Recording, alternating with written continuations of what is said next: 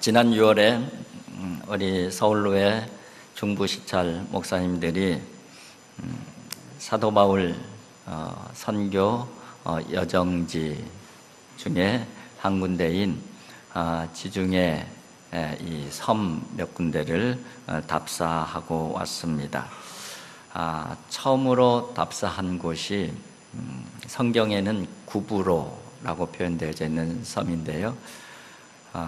지중해 그 섬 중에서 세 번째로 큰 섬이기도 합니다. 사도 바울이 1차 전도 여행 때 수리아 안디옥 교회에서 목회를 하다가 이제 바나바와 함께 선교사로 파송을 받고서 그리고 이제 출발해서 배를 타고 도착한 곳이 바로 구브로 섬이죠. 구브로의 동쪽 살람이라고 하는 큰 항구에 도착을 하는데 지금은 그렇게 큰 항구가 아니지만은 유적만이 많이 남아 있습니다. 로마 시대에 로마 군인들이 이 주둔해 있던 그런 이 유적들도 있고요. 굉장히 큰 이 도시를 이루고 있었음을 알 수가 있습니다. 그곳에 처음에 도착을 한 것이죠. 그리고서 사도 바울의 일행은 이 섬 내륙을 거쳐서 이 동쪽에 있는 바보라고 하는 도시에 들어갑니다. 지금은 파포스라고 되어져 있는데 성경에는 바보라고 하는 도시예요. 그것이 사도행전 13장에 나오는 그런 내용이죠. 그 바보에 들어가서 이 선교의 놀라운 역사들이 일어나게 되는데 총독에게 복음을 전하게 되고 이 총독이 그 복음을 받아들이게 됩니다. 그런데 그것을 방해하는 자가 있었죠. 마술사 바예수라고 하는 마술사가 방해를 해서 이 바예수의 눈을 멀게 하는 그런 사건도 있었고, 어쨌든 이런저런 그 과정을 통해서 바로 총독이 믿고 가르침을 받고 놀라워했다, 이런 성경의 기록된 그 자리가 바로 파포스라고 하는 곳입니다.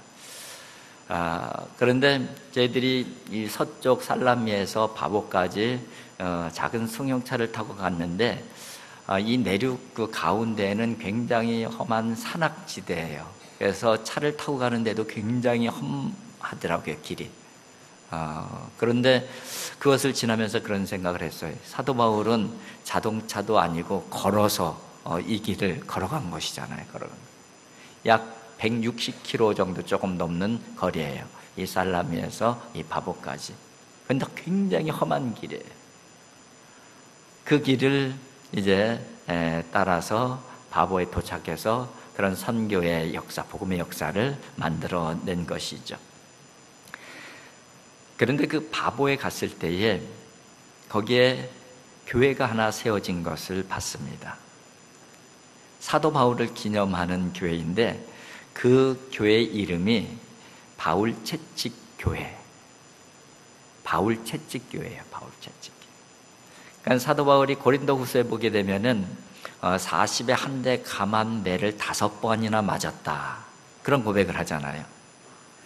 그러니까는 그 도시에서 40에 한 대 감한 매를 한 번을 맞았는지, 2번을 맞았는지, 5번을 다 거기서 맞았는지, 그건 알 수 없지만은 어쨌든 그 바보에서 사도 바울이 40에 한 대 감한 매를 맞았었고, 그것을 기념하기 위해서 기념교회를 세웠고, 그리고 그 교회 앞에는 사도 바울이 40에 한 대 감한 매를 채찍을 맞을 때에 이 대리석 기둥에 이렇게 묶여서 뒤에서 채찍으로 이렇게 때리는 것이죠. 이렇게 묶여있던 대리석이 그대로 남아 있었고 유적으로 남겨져 있었습니다. 저는 그 부분을 보면서 그런 생각을 했어요. 사도 바울이 어려운 그 선교 여정을 해서 바보에 도착해서 복음을 전하기 시작했는데, 선교의 역사를 시작했는데 엄청난 역사가 일어났어요. 많은 사람들이 믿게 되고 심지어는 총독까지 믿고 가르침을 받으면서 놀라워하는 그런 역사가 벌어졌고, 복음을 방해하는 자들이 막 눈이 멀고, 이런 역사가 거기서 벌어진 거예요. 성공적인 선교의 사역을 감당한 것이죠. 그런데 성경에 보게 되면은, 사도행전 13장에 보게 되면 그 사건이 있은 다음에 바로 사도 바울이 배를 타고 소아시아 위쪽으로 바로 올라가요.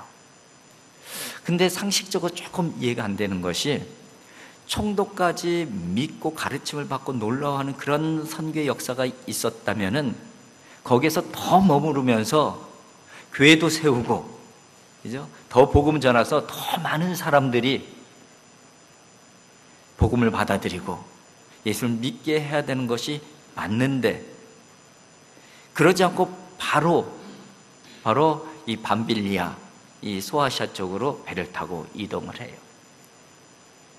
그런데 설명하기를 그런 설명을 하고 있어요. 그런 복음의 역사, 선교의 역사가 많이 거기서 기적 같은 일이 일어났지만은 또 반대로 핍박도 있었어요. 유대인들의 핍박이 있었는데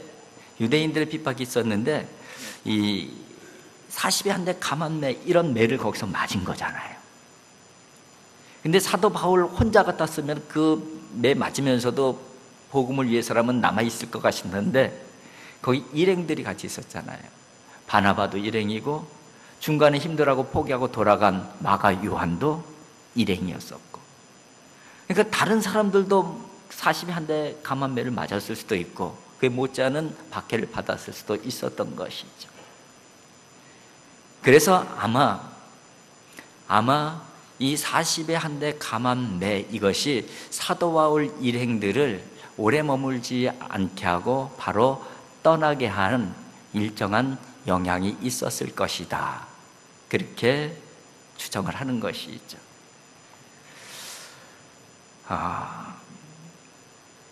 근데 사도 바울의 입장에서 보면은 이렇게 얘기할 수가 있어요. 하나님, 여기서 복음 좀 더 전하게 하고 예수님 좀 전하게 하면은 좋은데, 왜 이렇게 힘들게 박해하고 매맞게 하고 그래서 꼭 우리들을 이렇게 쫓아내듯이 보내야 되는 것입니까? 하나님, 도저히 이해할 수가 없습니다. 저를 보낸 것은 복음 전하러 보냈는데, 지금 복음의 역사가 막 일어나기 시작했는데 왜 우리들에게 이런 큰 힘든 일을 주셔갖고선 도망치듯이 이 도시를 떠날 수밖에 없게 만드시는 겁니까? 이런 의문을 던질 수도 있었겠다. 그런데 지나고 나니까는 왜 하나님께서 그렇게 그곳에서 바로 떠나게 하셨는가? 지금 1차 전도행이 시작이 된 거예요. 이제 전도행이 시작이 된 거예요. 근데 사도 바울의 전도행은 그것으로 끝나는 게 아니잖아요. 그곳이 목적지가 아니었어요. 1차 전도여행, 2차 전도여행, 3차 전도여행, 로마 전도여행, 계속해서 하나님께서는 땅끝까지 향하는 복음의 역사를 누구를 통해서 지금 만들어 가시는 거예요? 사도 바울을 통해서 만들어 가시는 것이기 때문에 거기 복음의 역사, 선교의 역사가 좀 잘 이루어진다고 거기 주구장창 머물러 있어서는 안 되는 것이었던 거예요. 그때는 몰랐지만 지나고 나니까 알게 되는 것이죠. 오늘 본문 말씀은 이스라엘에 큰 기근이 닥쳤어요. 하나님의 심판이죠. 아합 왕과 이세벨과 우상을 섬기고 악을 행하고, 백성들도 그 왕을 따라서 우상을 섬기고 타락해가고 있었던 그 부분을 하나님께서 참고 참으시다가 이제 기근이라고 하는 그런 심판을 하신 거예요. 그런데 누구는 보호하셔요? 엘리야 선지자는 보호를 하셔요. 숨어라, 그리 시냇가에서 숨어라. 거기는 시냇물도 있고 먹을 물도 있고, 먹는 것은 내가 알아서 공급해 줄게. 하나님께서 뭐를 통해서 공급해 줘요? 까마귀를 통해서 떡과 고기를 공급해 주셨어요. 근데 오늘 본문을 보니까는 하나님께서 숨으라고 하셔서 그리 시냇가 갔는데 몇 날이 안 돼서 시냇가가 말라버린 거예요. 그러면은 엘리야의 입장에서 하나님께서 가라고 하셔서 여기 숨었는데 이 양에 숨겨주신 거 좀 제대로 오랫동안 편안하게 조금 쉬게 해주시지, 충정도 하게. 시내를 다 마르게 하셔서 쫓아낼 건 또 뭡니까, 하나님? 그런데 거기에서 쫓아내시면서 하나님께서 엘리야 선지자에게 하신 말씀이 어떤 말씀이냐면요, 오늘 본문 말씀으로 쭉 이어지게 되는데, 가라 그래요. 어디로 가라고 하시냐면은 시돈으로 가라. 시돈에 속한 사르밧으로 가라. 사르밧에 있는 과부에게로 가라. 그것이 바로 하나님의 명령이었어요. 이 부분도 엘리야의 입장에서는 이해가 안 되는 부분이에요. 왜냐하면은 시돈은 어디냐면요, 엘리야 선지자 당시의 시돈은 이세벨, 우상을 바알과 아세라를 이스라엘에 가지고 들어와서 이스라엘이 타락하게 만든 장본인인 이세벨의 친정이 시돈이에요. 그의 아버지가 시돈의 왕이에요. 엣바알이건 이세벨이건 바알 아사랴의 신봉자들이에요. 그런데 그 이세벨의 친정으로 가라. 가서 죽으라는 거야, 뭐 하는 거야? 이런 생각 들 수 있잖아요. 이 영의 피난을 보내시려면은 자기를 잘 보호해 줄 수 있는 곳으로 보내시지, 가서 자기가 누구인지 발각되기만 하면 바로 죽을 수도 있는 시돈으로 가라는 거예요.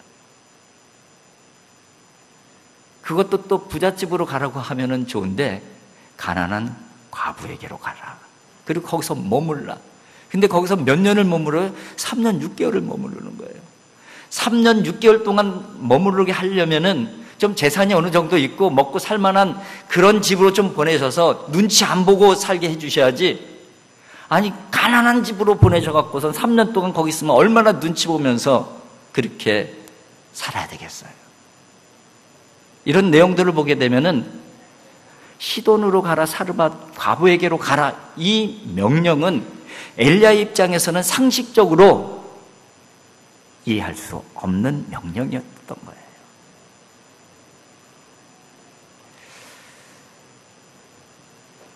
그래서 그곳에 갔더니 과부가 한 명 있었잖아요.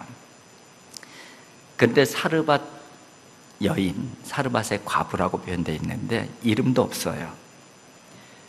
근데 이 사르밧 과부의 입장에서도 마찬가지예요.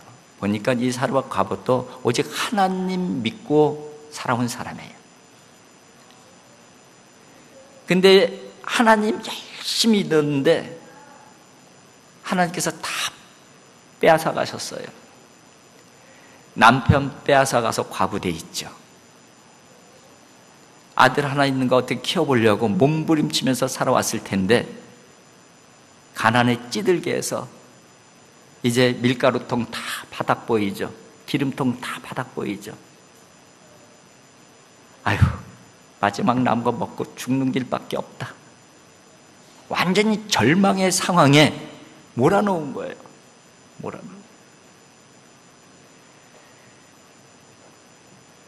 그런데 선지자라고 딱 왔는데 뭔가 좀 하나님께서 나를 좀 도와주실려나 보다, 뭐 이런 생각 안 가졌겠어요? 선지자가 왔으니까. 그래서 선지자가 와서 한다는 얘기가 물 한 사발 주십시오. 지금 이 가뭄에 물 한 사발이 지금 이 가난한 여인에게 얼마나 귀한 것인데 거기서 멈추지 않고 나에게 떡 한 조각 주시오. 떡도 없고요, 지금 내게 있는 건 마지막 밀가루하고 한 방울 기름인데 이거 먹고 지금 죽으려고 합니다.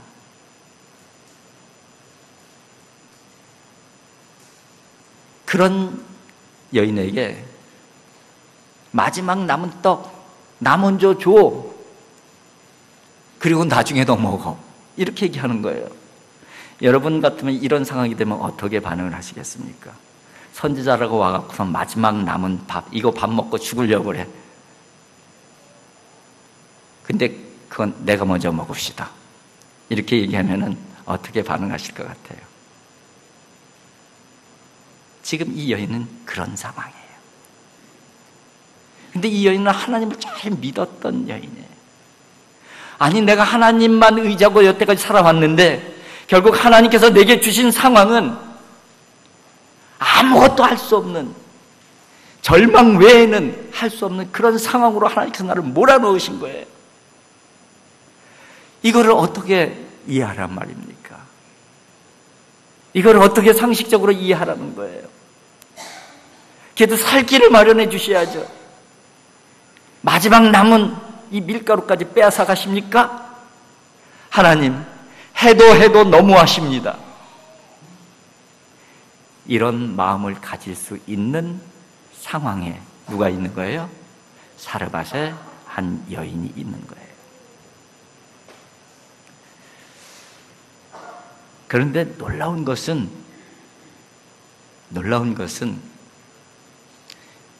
이들은 살아계신 하나님에 대한 믿음, 분명한 믿음을 놓지 않았다는 거예요.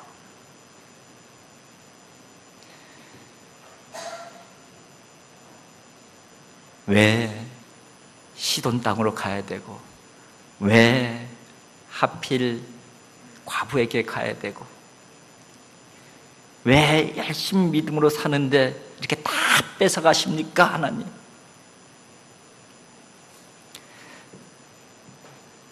여러분, 이렇게 대답을 해드릴 수가 있어요. 영적으로 해석을 하면은요, 사탄이 바알과 아세라의 신봉자인 이세벨을 택해서 바알과 아세라의 선교사로 어디로 파송한 거예요? 거룩한 땅 이스라엘로 파송한 거예요. 그래서 이 아세라가 우상을 들고 가서 아합 왕에게도 전했고 이스라엘 백성, 하나님의 백성들에게도 전했어요. 다 넘어갔어요. 그래서 하나님께서 화가 나신 거잖아요. 그래서 기근이 시작된 것이잖아요. 하나님께서 너무 화가 나셔서 그대로 놔둘 수가 없으셨겠죠. 그래서 하나님께서 반격을 하시는 거예요. 반격을 하시는데 누구를 선택하시냐면 엘리야를 선택하시는 거예요. 그리고 또 숨겨진 한 사람이 있었는데 그 사람이 바로 시돈 땅에 하나님께서 심겨놓은 살아계신 하나님을 믿고 있었던 한 과부를 준비해 놓으신 거예요. 그리고 엘리야를 그곳에 보내셔서, 시돈에 보내셔서, 우상의 땅에 보내셔서, 사탄의 본거지에 보내셔서 거기에서 하나님의 살아계심을 그들을 통해서 증명해 보이게 하시는 거예요. 그런 의미에서 하나님의 반격, 그렇게 규정을 할 수가 있는 것이죠. 여러분, 하나님께서는 하나님의 반격의 역사를 많이 만드시는데 어떤 사람들을 통해서 만드시느냐? 그럼에도 불구하고 끝까지 살아계신 하나님을 포기하지 않는 그 사람들, 끝까지 살아계신 하나님을 바라보는 그 사람들, 그 사람들을 통해서 하나님께서는 하나님의 반격의 역사, 하나님의 승리 역사를 만들어 가신다는 것을 보여주고 있는 본문이에요. 오늘 본문 중에도 한 구절 있고 또 앞부분에 한 구절인데 두 구절만 한번 같이 읽어봤으면 좋겠습니다. 1절 읽고 그 다음에 12절 한번 같이 읽겠어요. 1절부터 한번 읽겠습니다. 17장 1절 길르앗에 우거하는 자 중에 기셉 사람 엘리야가 아합에게 말하되 내가 섬기는 이스라엘의 하나님 여호와께서 살아계심을 두고 맹세하노니 내 말이 없으면 수년 동안 비도 이슬도 있지 아니하리라 하니라. 아합에게 비도 이슬도 내리지 않을 것이라고 전달할 그때에 어떤 하나님을 표현하고 있냐면 엘리야가 이스라엘의 하나님 여호와께서 살아계심을 두고 맹세하노니, 하나님의 살아계심을 두고 맹세한다. 나는 하나님의 살아계신 하나님께서 보내신 사람이다. 이 말씀은 살아계신 하나님께서 하신 말씀이다. 살아계신 하나님, 그 하나님을 고백하고 있는 거예요. 그런데 이 엘리야의 이 표현이 그대로 누구의 입술을 통해서 표현이 되냐면은 바로 사르밧 과부의 입술을 통해서 그대로 또 표현이 되어져요. 12절을 같이 한번 읽겠습니다. 그가 이르되 당신의 하나님 여호와께서 살아계심을 두고 맹세하노니 나는 떡이 없고 다만 통에 가루 한 움큼과 병에 기름 조금뿐이라. 내가 나뭇가지 둘을 두어다가 나와 내 아들을 위하여 음식을 만들어 먹고 그 후에는 죽으리라. 하나님 여호와께서 살아계심을 두고 맹세하노니, 하나님의 살아계심을 두고 맹세하노니, 하나님의 살아계심을 표현하고 고백하고 있는 거예요.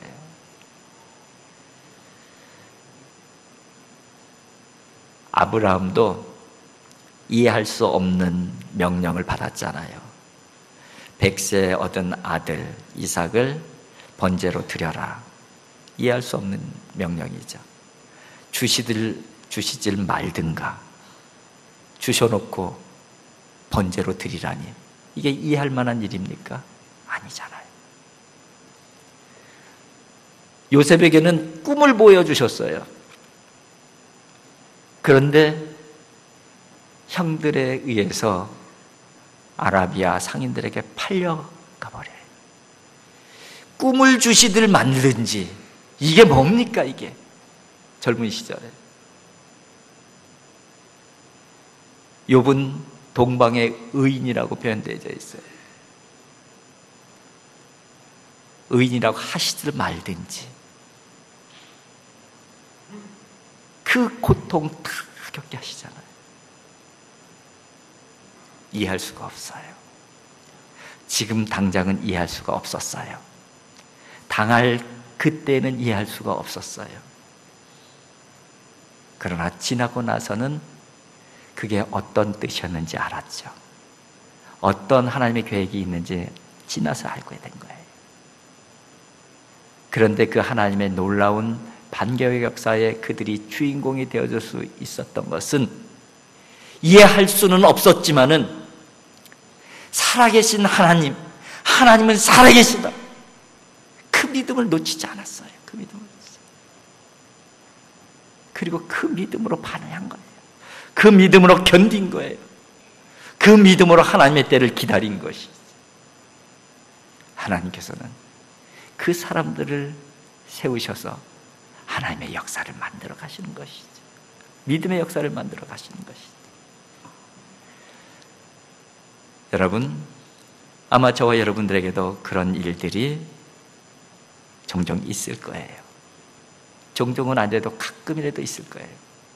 하나님, 내가 뭘 그렇게 잘못했다고 나에게 이렇게 정말 고통스러운 일들을 경험하게 하십니까?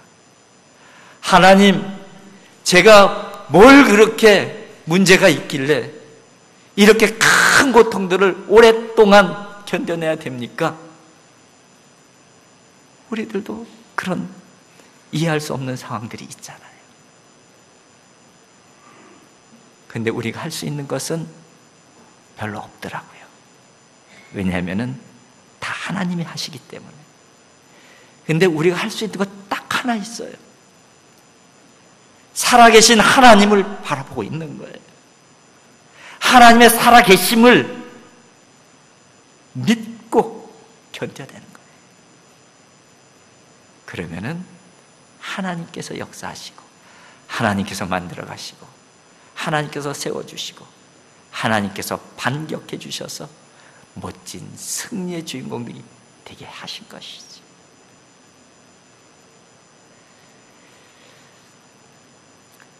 오늘 본문을 보게 되면은 이 엘리야와 사르밧 여인, 이 두 사람의 믿음을 통해서 정말 신앙의 진수를 보여주는 내용들이 있어요. 한 세 가지 정도 말씀을 드리고 싶은데요. 첫 번째는 13절 같이 한번 읽겠습니다. 13절입니다. 엘리야가 그에게 이르되 두려워하지 말고 가서 내 말대로 하려니와 먼저 그것으로 나를 위하여 작은 떡 한 개를 만들어 내게로 가져오고 그 후에 너와 내 아들을 위하여 만들라. 이제 먹고 죽으려고 하는 사람한테 뭐라고 해요? 나한테 먼저 가지고 와. 그리고 그 후에 너와 네 아들이 먹어. 그렇게 얘기하고 있잖아요. 그러면 이 여인의 입장에서 어떤 생각이 들까요? 아니, 당신한테 먼저 드리면은 이게 마지막인데 나중에 나 먹을 게 뭐가 있다고 나중에 나보고 먹으래? 이런 생각 안 들까요?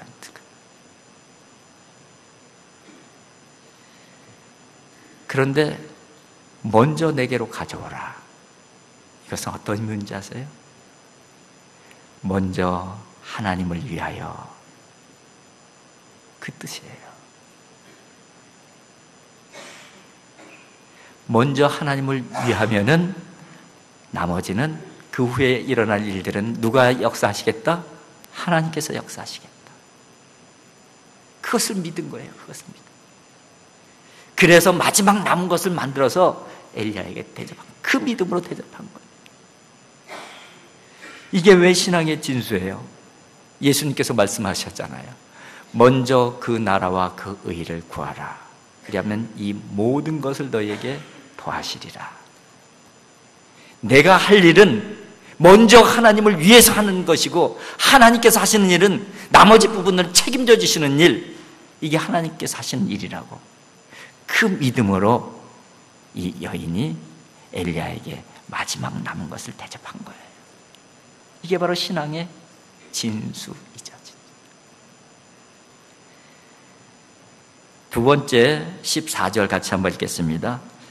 이스라엘의 하나님 여호와의 말씀이 나 여호와가 비를 지면에 내리는 날까지 그 통에 가루가 떨어지지 아니하고 그 병에 기름이 없어지지 아니하리라. 엄청난 기적이 벌어지게 되는데 그 기적은 어디에서부터 출발하는 거예요? 작은 떡 한 덩어리. 거기서 시작한 기적이잖아요.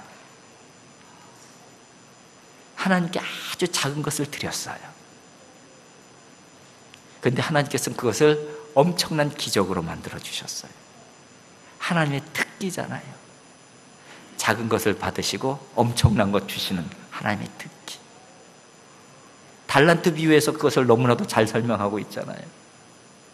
착하고 충성된 종아, 내가 적은 것에 충성하였으며 내가 많은 것을 내게 맡기리라. 내 주인의 즐거움에 참여할지어다. 작은 것에 충성하니까 하나님께서 거기에 많은 것을 맡기시고 심지어는 주인의 즐거움에 참여할 수 있는 특권까지 허락하셔요. 이게 바로 신앙의 진수. 하나님께서는 작은 것을 통해서 엄청난 기적을 만들어 주신 하나님, 이것을 믿은 거예요. 마지막으로 하나만 더 말씀을 드리면은, 지금 이 여인은 아무것도 바랄 수 없는 상황이라고 그랬잖아요. 다 빼앗겼다고 그랬잖아요. 남편도 빼앗기고 극심한 기근이 다가오고 텅텅 긴 밀가루통 기름병, 그리고 가난한 과부라는 무능력함, 그리고 그 시대는 어때요? 다 우상 숭배고 다 타락하고 왕이라고 해서 그냥 복정이나 하고 있고, 뭐 어느 곳 한 군데서도 기대할 수 있는 것이, 소망을 찾을 것이 없는 사람이 바로 이 여인이었잖아요. 그런데 아무것도 바랄 수 없는 그 상황 가운데에 누구에게 기대를 걸었어요? 살아계신 하나님께 기대를 걸었어요. 이 믿음은 아브라함의 믿음이에요. 사도 바울이 로마서에서 아브라함의 믿음이 그런 믿음이다 그렇게 표현했는데, 로마서 4장 18절에 보면 이렇게 말씀합니다. 아브라함이 바랄 수 없는 중에 바라고 믿었으니 이는 내 후손이 이가 되리라 하신 말씀대로 많은 민족의 조상이 되게 하려 하심이라. 아무것도 바랄 수 없는 중에 아브라함이 하나님을 믿었다는 거예요. 그래서 믿음의 조상을 만들어 주셨다는 거예요.